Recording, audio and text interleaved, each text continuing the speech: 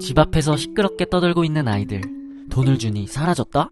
혼자 살고 있는 노인의 집 앞에서 아이들이 오후마다 즐겁게 떠들고 있다. 노인은 아이들에게 시끄러운 것을 좋아한다고 말하며 다음날도 떠들러 오면 50센트를 준다고 약속한다. 학교에서는 떠든다고 혼나기만 하는데 돈을 준다고? 깨꿀.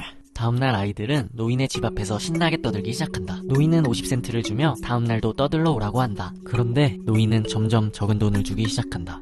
40센트, 그 다음날은 20센트, 그 다음날은 10센트. 에이, 이 정도밖에 안 줘요? 이제 떠들러 안 올 거예요. 이렇게 노인의 집 앞에서 시끄럽게 떠드는 아이들은 사라졌다. 좋아하는 일을 하면서 돈까지 받으면 더 좋은 것 아닌가? 즐거워 자발적으로 하던 일에 갑자기 보상을 받으면 하고 싶은 마음이 사라지는 현상. 오늘 알아볼 우리의 심리는 과잉정당화입니다. 과잉정당화는 미국 로체스터대 심리학과 교수인 에드워드 대시의 한 실험을 통해 발견되었는데요. 퍼즐을 푸는데 A집단에는 풀 때마다 상금을 주고 B집단에는 아무런 보상을 주지 않았습니다. 그 후 자유시간이 주어졌는데 보상을 받은 A집단보다 보상을 받지 않은 B집단이 자유시간 동안 퍼즐 풀기에 할애하는 시간이 훨씬 많았습니다. 이 실험의 결론은 보상이 내적 동기를 저하시킬 수 있다는 것입니다. 어떠한 특정한 목표를 향해 나아가는 힘을 동기부여라고 하는데 내적 동기부여와 외적 동기부여로 나눕니다. 내적 동기부여는 내면에서 일어나는 것으로 정말 즐겁게 기꺼운 마음으로 하게 만드나 외적 동기부여는 외부에서 찾아오는 것으로 자발적으로 할 의사가 없는 일을 하도록 만들어요. 그렇다면 즐거워 자발적으로 하던 일에 갑자기 보상을 받으면 어떻게 될까요?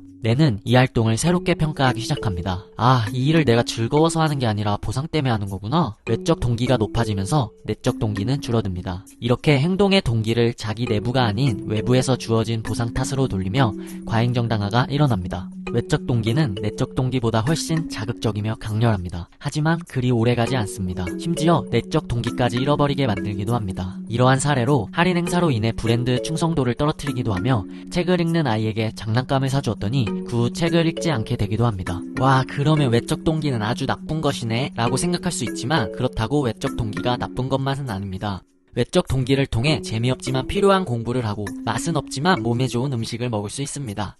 우리는 적절한 동기부여를 통해 과잉정당화를 피해야 합니다. 그렇다면 어떻게 과잉정당화를 피할 수 있을까요? 과잉정당화는 칭찬이나 간식 같은 심리적 보상보다 돈이나 상품 같은 물질적인 보상에 어떤 일을 얼마나 잘했는지를 따지지 않고 그저 그 일을 수행한 것만으로 보상을 하는 경우에 일어날 가능성이 높습니다. 이 두 가지를 기억하며 상황에 맞는 적절한 동기부여를 통해 여러분이 원하는 목표를 이루길 소망합니다.